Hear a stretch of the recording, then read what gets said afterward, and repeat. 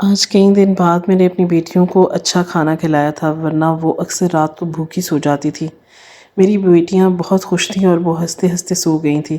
میں ان کے مسکراتے ہوئے چہرے کو دیکھ کر دل ہی دل میں بہت خوش ہو رہی تھی اور ان کے اچھے نصیب کے لیے دعائیں مانگ رہی تھی۔ رات کافی گہری ہو چکی تھی اور اب میں سونے کا سوچ رہی تھی، تبھی اچانک سے دروازے پر دستک ہوئی۔ ایک دفعہ تو میں گھبرا گئی، رات کے اس وقت کون آ سکتا ہے؟ میں نے دروازے پر جا کر آواز دی کہ کون آیا ہے، لیکن باہر سے کسی نے جواب نہیں دیا اور الٹا دروازہ پھر سے کھٹکھٹا دیا۔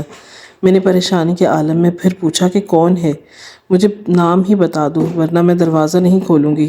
تب مجھے ایک جانی پہچانی آواز سنائی دی اور پھر میں نے دل پر ہاتھ رکھ کر جیسے ہی دروازہ کھولا تو سامنے کا منظر دیکھ کر میرا دل تڑپ گیا، کیونکہ سامنے میرا شوہر کھڑا تھا، لیکن ہم لوگ ایک ساتھ نہیں رہتے تھے، ہم دونوں میں علیحدگی ہو چکی تھی۔ میں نے کہا کہ اب یہاں پر کیا لینے آئے ہو؟ ابھی میرا سوال میرے منہ میں ہی تھا کہ اچانک میری نظر اس کے ہاتھوں میں پڑی تو میں گھبرا گئی، کیونکہ اس کے ہاتھوں میں کوئی چیز تھی جس کو اس نے کپڑے سے لپیٹا ہوا تھا اور اس کے چہرے پر اداسی اور اس کی آنکھوں میں آنسو تھے۔ شکل ایسی بنا رکھی تھی کہ جیسے میں نے آج تک نہیں دیکھی۔ ایسے لگتا تھا کہ جیسے دنیا بھر کی اداسی اور جذبات اسی آدمی کے اندر آ گئے ہوں، جبکہ میرے لیے یہ ہمیشہ سرد مہر ہی رہا تھا۔ میں نے پوچھا تمہارے ہاتھوں میں کیا ہے جس پر تم نے یہ کپڑا ڈالا ہوا ہے؟ جب میں نے غور سے دیکھا تو وہ چیز ہل رہی تھی۔ میں ایک دم سے حیران رہ گئی، تبھی اس نے وہ چیز میرے آگے کر دی اور بولا کہ مجھ پر رحم کھاؤ، کیا تمہارا دل اتنا بڑا ہو سکتا ہے؟ کہ میں نے کہا کہ کیا مطلب ہے تمہارا؟ اب تم مجھ سے کیا چاہتے ہو؟ اس نے کہا کہ مجھے تم سے ایک امید ہے، کیا تم میری یہ امید پوری کرو گی؟ میں نے کہا کہ مجھے تمہاری کوئی بات بھی نہیں سمجھ آ رہی، اور جب اس نے اپنے ہاتھوں سے کپڑا ہٹایا تو اس چیز کو دیکھ کر میرے منہ سے چیخ نکل گئی۔ ایک دم سے میرا سانس رکنے لگا اور میں نے اپنی آنکھوں پر ہاتھ رکھ دیا۔ جب میں نے ہاتھ ہٹایا تو میرا شوہر میرے سامنے نہیں تھا۔ ایک بار تو میں نے سکھ کا سانس لیا، میں حیران رہ گئی کہ اچانک وہ کہاں غائب ہو گیا۔ پھر نیچے زمین پر نظر پڑی تو وہ عورتوں کی طرح بیٹھا ہوا رو رہا تھا۔ پھر اس نے میری ایک ایسی بات بتائی کہ میرا جسم کانپ اٹھا، اور میں سوچ بھی نہیں سکتی تھی کہ میرا اللہ صبر کرنے والوں کے ساتھ اس طرح سے بھی فیصلہ کرتا ہے۔ میں اسی وقت زمین پر سجدے میں گر گئی، کیونکہ میرا نام نرمین ہے۔ جب میرے ہاں پہلی بیٹی پیدا ہوئی تو میرے شوہر نے اسے اپنی گود میں اٹھایا تھا، لیکن اٹھاتے ہی یہ کہا کہ کاش کہ بیٹا پیدا ہوتا، کیونکہ یہ بیٹی بھی بہت عرصے کے بعد پیدا ہوئی تھی۔ جب میری شادی ہوئی تو پہلے ہی سال میں کسی کو بھی بچے کی خوشخبری نہیں سنا سکی۔ میری ساس نے مشورہ دیا کہ میں بانجھ ہوں۔ یہ بات میرے لیے بہت عجیب تھی اور میں بہت دکھ رہنے لگی۔ ڈاکٹر کے پاس گئی تو اس نے بھی یہی کہا کہ فی الحال تو آپ کے ہاں اولاد ہونے کے کوئی امکانات نہیں لگتے۔ میری ساس پورا دن مجھ سے گھر کے کام کرواتی، میرے شوہر کو کہتی کہ اس عورت سے تجھے بچے نہیں پیدا ہونے والے، دوسری شادی کیوں نہیں کر لیتا؟ اور ایسا نہیں تھا کہ میرا شوہر دوسری شادی اس لیے نہیں کر رہا تھا کیونکہ وہ کرنا نہیں چاہتا تھا، اسے موقع ہی نہیں مل رہا تھا۔ میری ساس ہمارے بچے کی شکل دیکھنا بنا ہی اس دنیا سے چلی گئی۔ اس بات کا الزام بھی مجھے میرے شوہر نے دیا۔ میں پورا دن گھر میں کام کرتی، تانے سنتی، برداشت کرتی، اللہ سے دعا کرتی کہ میری قسمت بدل دے۔ پھر ایک دن مجھے یہ خوشخبری ملی ہی گئی کہ میں ماں بننے والی ہوں، اور وہ دن میری زندگی کا سب سے اچھا دن تھا۔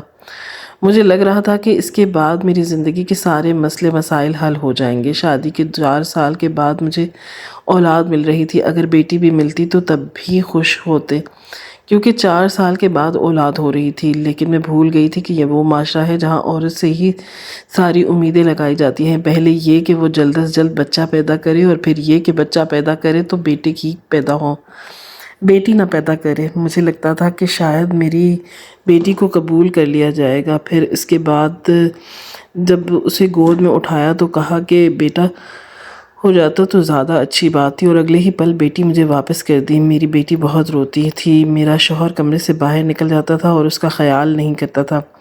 میں نے کہا کہ بچی بڑی ہو رہی ہے، اس کے کھانے پینے کی کچھ چیزیں لے آؤ جس سے بازار سے ملتی ہیں۔ جو اس نے کہا کہ جو گھر میں ہے وہی کھلا دو، میں الگ سے کوئی خرچہ نہیں کرنے والا ہوں، اور پھر یہ لڑکی ہے، اگر لڑکا ہوتا تو ایسی دھوم دھام سے اس کو پالتا، پورا خاندان کیا پورا محلہ دیکھتا، لیکن اس کو پال کے مجھے کیا فائدہ ہوگا؟ اس نے تو ہمارے ہی خرچے کروا کر ایک دن دوسرے گھر چلے جانا ہے۔ یا اس بات سے بہت دل دکھتا تھا۔ میں نے کہا کہ میں بھی تو کسی کی بیٹی ہوں، تمہارے گھر میں آئی ہوں، تمہارا گھر بسا کر بیٹی ہوں، تمہارے بچے پیدا کر رہی ہوں، میری خدمت کا ہی صلہ دے دو، اس بچی کا خیال کیا کرو۔ میرے شوہر پر کوئی اثر نہیں پڑا اور وہ ہمیشہ مجھے طعنے ہی دیتا رہا اور مجھ پر ظلم کرتا رہا۔ ڈاکٹر نے کہا تھا کہ میری طبیعت اچھی نہیں ہے اور مجھے 2 سال تک بچے کے بارے میں سوچنا بھی نہیں ہے، پر ابھی میری بیٹی 6 ماہ کی تھی کہ ایک دن اچانک سے اس کی طبیعت بھی خراب ہو گئی، اس کا پیٹ خراب ہو گیا۔ میں سوچنے لگی کہ میں نے تو کوئی غفلت نہیں کی، پھر یہ سب کیسے ہو سکتا ہے؟ تو محلے کی ایک عورت نے مجھے کہا کہ کہیں تم پھر سے ماں تو نہیں بننے والی، کیونکہ جب ایسا ہوتا ہے تو بھی بچے کا پیٹ خراب ہو جاتا ہے کیونکہ تم اس کو دودھ پلا رہی ہو۔ میں پریشان ہو گئی۔ میں نے کہا کہ اگر ایسا ہوا تو پھر میرے ساتھ بہت برا ہوگا۔ اگلے ہی دن ڈاکٹر کے پاس گئی تو اس نے کہا کہ میں ماں بننے والی ہوں۔ جب یہ بات میرے شوہر کو پتہ چلی تو اس کے چہرے پر ہلکی سی مسکراہٹ آ گئی۔ اس نے کہا کہ اچھی بات ہے۔ میں نے کہا کہ تمہیں پتہ نہیں ہے کہ ڈاکٹر نے کیا کہا تھا؟ کہ ابھی میری حالت ٹھیک نہیں ہے۔ اس نے کہا کہ تم کوئی انوکھا کام نہیں کرتی، دنیا کی ساری عورتیں کرتی ہیں، سب کے بچے پل جاتے ہیں، تمہاری بھی پل جائیں گے۔ میں نے کہا کہ میں اکیلی ہوں، میرے ساتھ کوئی بھی نہیں ہے۔ تو کہنے لگا کہ میری ماں کو بھی تو تم نے مارا ہے، نہ مارتی تو آج وہ تمہارے ساتھ ہوتی۔ میں نے کہا کہ کیا مطلب میں نے مارا ہے؟ وہ خود بیمار ہو کے اس دنیا سے چلی گئی۔ میرا شوہر کہتا تھا کہ تم نے ٹھیک سے خیال نہیں رکھا، اس لیے میری ماں مر گئی، جبکہ میرا شوہر میری ساس کی آخری اولاد تھا۔ میری ساس کی عمر 80 سال سے بھی زیادہ تھی۔ اب ان کی موت نہ ہوتی تو اور کب ہوتی؟ اس گھر میں میری کوئی عزت نہیں تھی۔ میرے شوہر کو میرے وجود سے صرف اولاد چاہیے تھی، اس کے علاوہ وہ میری طرف دیکھتا بھی نہیں تھا۔ میں بیمار رہتی تو میرا خیال نہیں کرتا تھا، کہتا تھا کہ تم بالکل ٹھیک ہو، بستر پہ بیٹھی رہو گی تو پھر بستر سے ہی لگ جاؤ گی، اٹھو گھر کے کام کرو، خود ہی ٹھیک ہو جاؤ گی۔ موسم بدلا تو میرے پاس سردیوں کے کپڑے نہیں تھے، اپنی تو خیر تھی لیکن بچے کے لیے پریشان تھی۔ پھر ساتھ والی عورت نے اپنے بچوں کے پرانے کپڑے دے دیے تو میں نے اپنی بیٹی کو پہنا دیے۔ میں اسے کپڑے پہنا رہی تھی کہ وہ ساتھ ساتھ رو بھی رہی تھی۔ میں نے یہ دن بھی دیکھنا تھا، ہم غریب ضرور تھے لیکن کبھی کسی کے اترے ہوئے کپڑے نہیں پہنے تھے، اور آج اپنی جان سے پیاری اولاد کو اس طرح کے کپڑے پہناتے ہوئے میری آنکھیں بھر آئی تھیں۔ اپنے شوہر سے کہا کہ کچھ کرے تو اس نے کہا کہ کوئی ضرورت نہیں، گزارا تو چل رہا ہے نا۔ میرا شوہر غریب نہیں تھا اور اچھے بھلے پیسے کماتا تھا، اتنے پیسے تو کماتا ہی تھا کہ اپنی بیٹی کے لیے نئے کپڑے لے کے آ سکتا تھا۔ محلے والے بھی کہتے تھے کہ یہ غریب باپ کی بیٹی تو نہیں ہے لیکن اس کی حالت دیکھو کیسی رہتی ہے۔ سب کو پتہ تھا کہ میرے شوہر کو اپنی اولاد سے کوئی محبت نہیں ہے۔ اس دفعہ تو میں دعا بھی کرنے لگی کہ بیٹا ہی آ جائے، کم سے کم بیٹے کے لیے کچھ تو کرے گا، لیکن جانے قسمت کو کیا منظور تھا کہ دوسری دفعہ بھی میرے ہاں بیٹی ہی پیدا ہو گئی۔ اس دفعہ تو میرے چہرے پر بھی اداسی تھی۔ اسپتال میں ایک ڈاکٹر تھی، انہوں نے کہا کہ اداس کیوں ہو رہی ہو؟ 2 بیٹیاں ہوئی ہیں تو کیا ہوا، بیٹا بھی ہو جائے گا۔ میں نے کہا کہ ڈاکٹر صاحبہ آپ نہیں جانتی میرے حالات۔ اس نے کہا کہ وہ تو نظر آ ہی رہے ہیں، ایک تو تم اکیلی ہو، بچے کے کپڑے بھی نہیں لے کر آئی۔ میں نے کہا کہ آپ سوچیں کہ میری آنے والی زندگی کیسی ہوگی۔ انہوں نے کہا کہ ہمت کرو، میں تم سے زیادہ برے حالات میں عورتوں کو دیکھا ہے، سب کچھ ٹھیک ہو جائے گا۔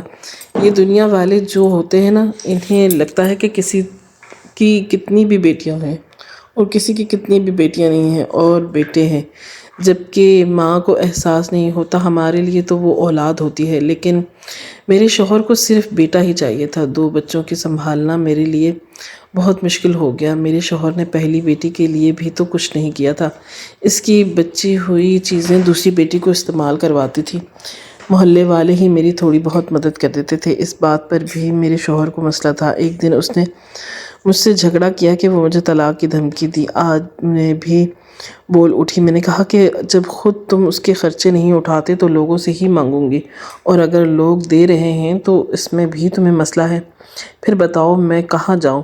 یہ میری پہلی آواز تھی جو اس گھر میں بلند ہوئی تھی، اور اس کی آواز کو بھی دبا دیا گیا۔ میرا شوہر تو میرا گلا دبانے لگا، قریب تھا کہ وہ مجھے مار ہی ڈالتا، پر اس نے مجھے تھوڑا چھوڑ دیا۔ میں زمین پر گر گئی، پوری طرح کھانسنے لگی تھی۔ میری بڑی بیٹی بری طرح سے رو رہی تھی، اس نے بھی مجھے چپ نہیں کروایا۔ اسی دن مجھے یہ احساس ہو گیا کہ میرا شوہر نہ تو اچھا شوہر ہے اور نہ ہی اچھا باپ ہے۔ میں اس کے ساتھ کیوں رہ رہی ہوں؟ یا مجھے چلے جانا چاہیے، پر میں کہاں جاتی؟ میں پڑھی لکھی نہیں تھی، میرے ماں باپ کہ اس دنیا میں نہیں رہے تھے۔ میرے بابا حیات تھے جب انہوں نے میری شادی کروائی تھی، لیکن اس کے 6 مہینے بعد وہ بھی اس دنیا سے چلے گئے تھے۔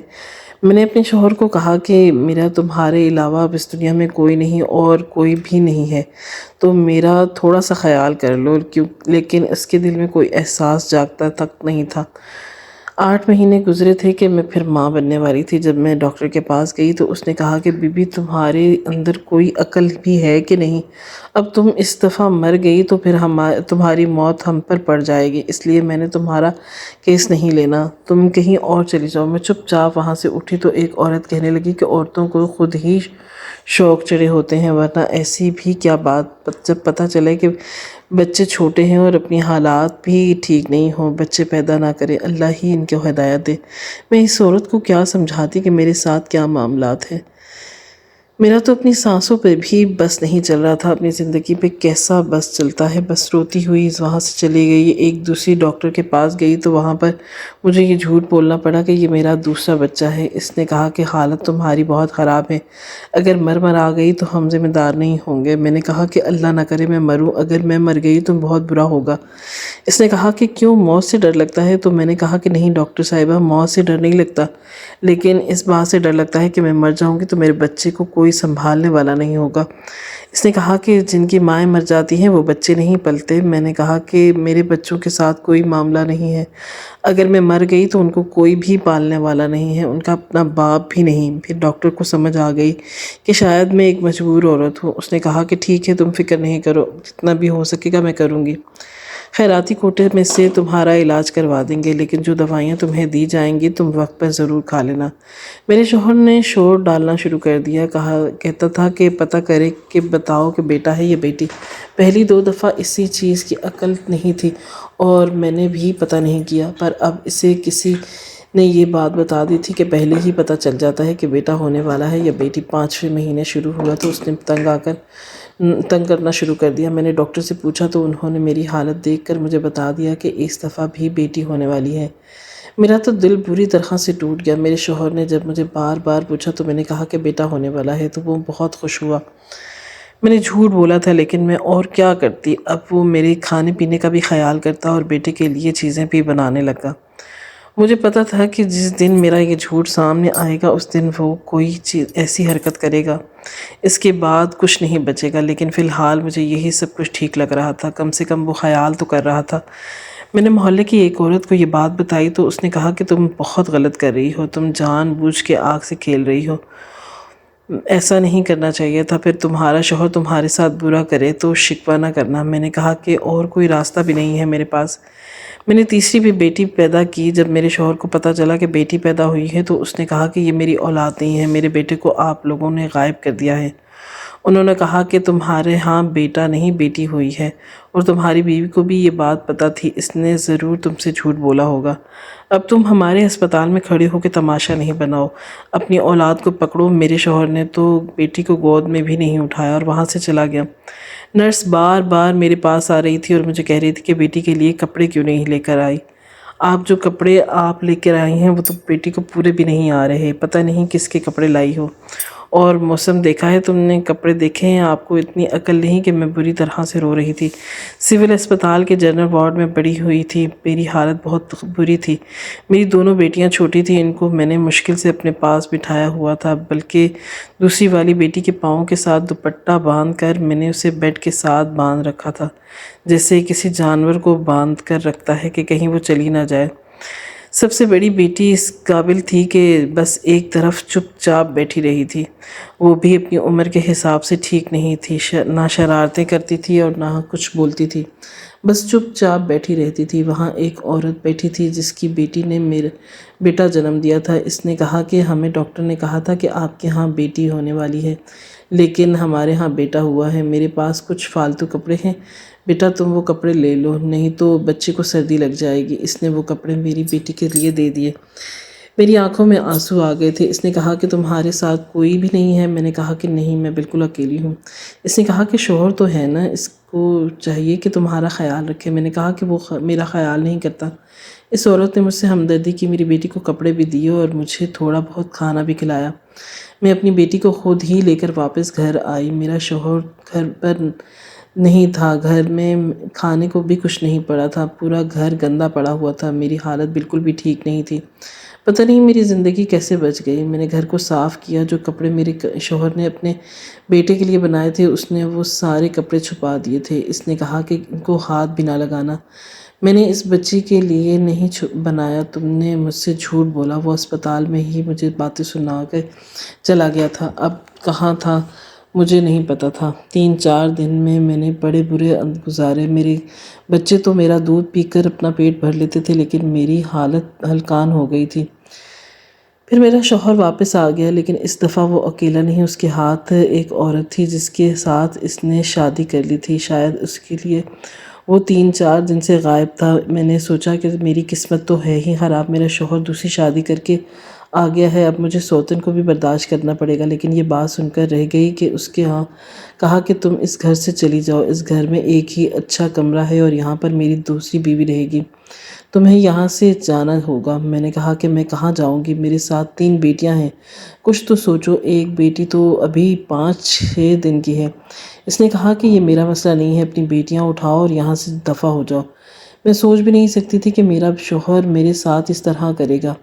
مجھے لگا تھا کہ اگر اس نے دوسری شادی کر لی تو کم سے کم مجھے بھی اپنی زندگی میں رکھے گا، میں چھت کے نیچے تو رہوں گی، اپنی اولاد کو خود پال لوں گی، کوئی کام کر لوں گی۔ لیکن اس نے تو میرے سر سے چھت بھی چھین لی اور شام کے ٹائم مجھے اور میری بیٹیوں کو گھر سے نکال دیا۔ اس نے کہا کہ تمہیں میں نے صبح میں کہا تھا کہ یہاں سے نکل جاؤ، ابھی تک بیٹھی ہو کیوں ہو؟ اس کے پیروں سے میں بیٹھ گئی، کہا کہ رحم کرو، تھوڑا تو رحم کرو۔ اس نے کہا کہ تمہارے لیے میرے پاس کچھ بھی نہیں ہے، نہ رحم، نہ محبت، نہ رشتہ، کچھ بھی نہیں۔ تم نے مجھ سے جھوٹ بولا، تمہیں ٹائم سوچنا چاہیے تھا کہ میں نے کہا بھی تھا کہ مجھے مجبور مت کرو، میں جھوٹی نہیں بولتی، کیا کرتی؟ اس نے کہا کہ خیر جھوٹ نہ بھی بولتی تو میں سچ سوچ لیا تھا کہ اگر اس دفعہ بھی بیٹی پیدا ہوئی تو میں دوسری شادی کر لوں گا، اور میں نے شادی کر لی ہے۔ میں نے کہا کہ میں گھر کے ایک کونے میں پڑی رہوں گی، گھر کے سارے کام کروں گی، مجھے یہاں سے نہیں نکالو۔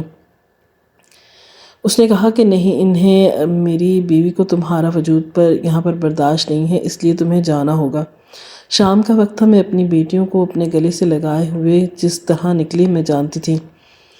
میری بڑی بیٹی نے میرا دوپٹہ پکڑا ہوا تھا اور وہ چلنے والی تھی، اس لیے چل رہی تھی، باقی دونوں کو میں نے گود میں اٹھا رکھا تھا۔ تھوڑا ہی بہت سامان تھا اور تھوڑے سے پیسے جو چھپا کے رکھے ہوئے تھے، لیکن ان پیسوں سے میں کیا کرتی؟ اس کے بعد زندگی نے مجھے جو وقت دکھایا وہ بہت، جن کی قسمت اچھی ہوتی ہے ان کی قسمت شروع سے ہی اپنا رنگ دکھاتی ہے، اور میری طرح بری قسمت والے ایک ہی دن میں اچھا نہیں دیکھتے، جس سے میں نے ایک دن بھی اچھا نہیں دیکھا تھا۔ میری بیٹیوں کو ٹھیک سے کھانا نہیں ملتا تھا، وہ کمزور ہو گئی تھیں، دبلی پتلی ہو گئی تھیں، اپنی عمر کے حساب سے بہت کم لگتی تھی، ایسا لگتا تھا کہ کم عمر ہے، لیکن عمر میں زیادہ تھیں پر جسامت میں کم تھی۔ اور میری سب سے چھوٹی بیٹی جو ابھی 9 مولود تھی، اس کا خیال رکھنا میرے لیے بہت مشکل ہو گیا تھا۔ میں یہ سوچ بھی نہیں سکتی تھی کہ میں بھیک مانگوں گی، لیکن میں نے 2 ہفتے تک بھیک مانگی تھی اور اس کے بعد مجھے رہنے کے لیے ایک جگہ ملی تھی۔ اپنے کانوں میں پہنے ہوئے آخری سونے کے ٹاپس مجھے دینے پڑے، جو میرے بابا کی آخری نشانی تھی، جن کو میں نے سنبھال کر رکھا تھا، اور وہ بھی مجھ سے دور ہو گئے۔ ایسے وقت میں مجھے صرف اپنی امی ابو کی یاد آ رہی تھی، کیونکہ مجھے پتا تھا کہ اگر وہ ہوتے تو میرے ساتھ ایک پل کو بھی یہ سب نہ ہونے دیتے، وہ میرا بھی خیال کرتے اور میری اولاد کو بھی مجھے اپنے سینے سے لگا لیتے، کوئی تو ہوتا کہ جس کے کندھے پر سر رکھ کر میں رو رہی ہوتی۔ مجھے پھر سے خبر ملی کہ میری سوتن کے ہاں بیٹا ہونے والا ہے، ابھی 4 مہینے باقی ہیں۔ تمہارا شوہر اس کے بہت زیادہ ناک نسخے اٹھاتا ہے، روز گھر میں گوشت اور پھل فروٹ لے کر داخل ہوتا ہے، اس کی تو 5 انگلیاں گھی میں ہیں اور سر کڑاہی میں۔ یہ باتیں مجھے محلے کی ایک عورت نے بتائی تھی، میں چپ چاپ سن رہی تھی۔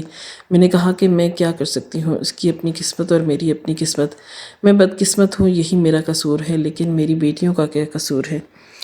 اس کے ساتھ بہت برا ہو رہا ہے۔ مجھے رہنے کے لیے ایک چھوٹا سا کمرہ ملا اور یہی گھر تھا۔ اس کے ایک کونے میں ایک سوراخ تھا جسے باتھ روم کے طور پر استعمال کیا جاتا تھا۔ کیونکہ وہاں سے گندگی باہر نکل جاتی تھی، اور یہیں سے ایک چھوٹا سا ٹیبل رکھا، میں نے ایک چھوٹا سا کچن بنا رکھا تھا۔ میرے کچن میں بس ایک چولہا، ایک توا تھا، اس کے توے کے اوپر ہی میں روٹی پکاتی اور اسی کے اوپر سالن بنایا کرتی تھی۔ محلے والے اس کے فالتو چیزیں لے لیتی اور ان کو استعمال میں لاتی۔ کسی نے چٹائی دی، کسی نے پرانا کمبل دیا، کسی نے پرانے کپڑے دیے اور کسی نے برتن۔ یہ سارا کچھ جوڑ کے میں نے رہنے کا سامان بنایا۔ میری بیٹیاں باہر جانے کی ضد کرتی تھیں، کہتی تھی کہ ہم نے کھیلنا ہے، لیکن میں ان کو باہر جانے نہیں دیتی تھی۔ مجھے ڈر لگتا تھا کہ کہیں میں ان کو کھو نہ دوں۔ مجھے ان سے بہت محبت تھی۔ میں خود میں ایک عورت کے گھر میں کام کرنے لگی تھی، لیکن وہ مجھے بہت باتیں سناتی تھی۔ کہتی تھی کہ تمہیں کام پہ رکھ کے ہم نے تو مصیبت میں پڑ گئے ہیں، تم اپنے ساتھ 3 بچوں کو لے کر آ جاتی ہو، ان کا شور ہمیں الٹا سر میں درد کر دیتا ہے۔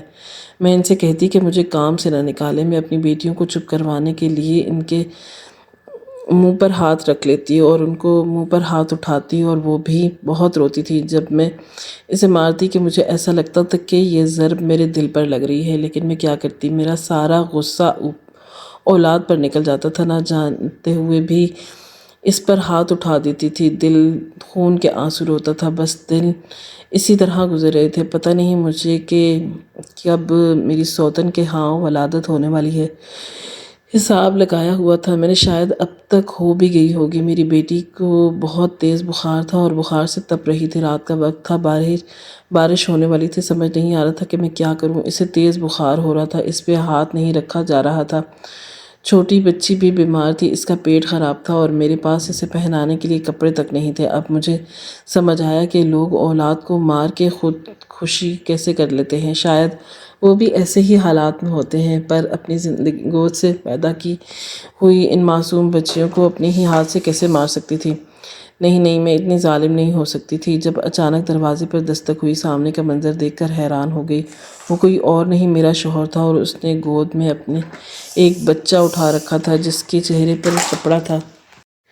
میں نے کہا کہ کیا لینے آئے ہو تم یہاں پر؟ اس نے کہا کہ مجھے معاف کر دو، میں نے تمہارے ساتھ بہت برا کیا، مجھے سزا ملی ہے، یہ دیکھو میری سزا میرے ہاتھوں میں ہے۔ میں نے کہا کہ کیا مطلب ہے؟ اس نے کہا کہ میرے ہاں بیٹا پیدا ہوا ہے۔ میں نے یہ بات سنی تو میرا دل خلش اٹھی۔ میں نے پھر بھی اسے کہا کہ مبارک ہو تمہیں۔ اس نے کہا کہ بیٹے کی شکل نہیں دیکھو گی؟ میں نے کہا کہ میں شکل دیکھ کر بھی کیا کروں گی، بیٹا ہے تو نصیب والا ہی ہوگا، بیٹیاں تو چاہے جتنی بھی پیاری ہوتی تو بد نصیب ہی ہے نا۔ اس نے کہا کہ ایسے نہیں کہو، ایک نظر اس کو دیکھ لو، کیونکہ اس کی ماں نے بھی اسے ٹھکرا دیا ہے، وہ کہتی ہے کہ اس کو پھینک آؤ۔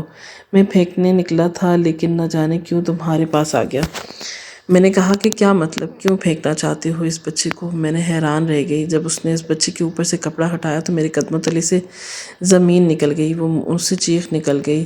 یہ بچہ کچھ عجیب طرح کا تھا، اس کی آنکھیں باہر کی طرف ابری ہوئی تھیں اور سکن بھی لال رنگ کی تھی، شاید اس کی کوئی بیماری تھی، لیکن یہ زندہ تھا۔ میرا شوہر زمین پر بیٹھ گیا، میرے قدموں میں سر رکھ کر چلانے لگا کہ میں نے تمہارے ساتھ بہت برا کیا، مجھے بیٹے کی خواہش تھی، مجھے بیٹا تو مل گیا، لیکن اب مجھے سمجھ نہیں آتی کہ میں اس بیٹے کو اپنے پاس رکھوں یا کہیں پھینک دوں۔ میں نے اس بچے کو دل سے لگا لیا۔ میں نے کہا کہ خبردار جو اسے کہیں پھینکا، چلے جاؤ تم یہاں سے، میں اس کو پال لوں گی۔ میرے شوہر نے پیچھے دیکھا تو بیٹی بخار میں تپ رہی تھی اور آگے بڑھا۔ اس نے کہا کہ کیا ہو گیا اس کو؟ میں نے کہا کہ بخار ہے۔ اس نے کہا کہ تم یہاں کیوں لے کر بیٹھی ہو؟ میں نے کہا کہ کیا کروں، میرے پاس 1 روپیہ نہیں ہے۔ اس نے کہا کہ آؤ میرے ساتھ۔ وہ تینوں بچیوں کو اپنے ساتھ لے کر نکلا، مجھے بھی ساتھ لیا اور گھر لے آیا۔ میں نے کہا کہ تمہاری بیوی کہاں ہے؟ اس نے کہا کہ وہ تو اپنے گھر چلی گئی۔ وہ میری بیٹی کو لے کر ڈاکٹر کے پاس چلا گیا اور مجھے بچے کو سنبھالنے لگی، اس کو دودھ پلانے لگی، کیونکہ میری چھوٹی بیٹی ابھی تک دودھ پیتی تھی۔ جب میرا شوہر واپس آیا تو بڑی بیٹی کی حالت پہلے سے زیادہ بہتر ہو گئی تھی اور وہ سو رہی تھی اور باقی بچے بھی سو چکے تھے۔ میرے پاس آ کے بیٹھ گیا۔ اس نے کہا کہ اللہ نے مجھے 3 صحت مند بیٹیاں دی تھی، لیکن میں نے کفران نعمت کیا اور پھر دیکھو اللہ نے مجھے کیسی سزا دی۔ میں نے کہا کہ میں نے تمہیں معاف کر دیا، اللہ بھی تمہیں معاف کر دے گا۔ اس نے کہا کہ اب تم یہاں ہی رہو گی، میں ان بچوں کو پال لوں گا، ہم مل کے پالیں گے۔ میں نے کہا کہ اور تمہاری دوسری بیوی؟ اس نے کہا کہ وہ مجھ سے طلاق لینا چاہتی ہے۔ اس نے اس پر الزام لگایا کہ ڈالا ہے کہ یہ سب کچھ میری وجہ سے ہوا ہے، میں بھی اس کے ساتھ نہیں رہنا چاہتا، میں اسے خود ہی طلاق دے دوں گا۔ اور میرے شوہر نے ایسے ہی کیا، اسے طلاق دے دی اور اب میرے ساتھ ہی رہتا ہے۔ پہلے سے بہت بدل گیا ہے، لیکن اپنی بیٹیوں سے بہت پیار کرتا ہے اور اس کے بیٹے کو بھی میں پال رہی ہوں۔ ہم نے ڈاکٹر کو چیک اپ کروایا، ڈاکٹر نے کہا کہ اس کو ایک جلدی بیماری ہے، شاید اس کی زندگی بہت مشکل ہوگی، لیکن تھوڑا بڑا ہو جائے گا تو حالات تھوڑے بہتر ہو جائیں گے۔ آپ لوگ بتائیں کہ میں اس اولاد کو قبول کر کے ٹھیک کیا یا نہیں۔ وہ کہتے ہیں نا کہ ماں تو ہر عورت ہوتی ہے، لیکن ہر عورت میں ماں کا دل نہیں ہوتا۔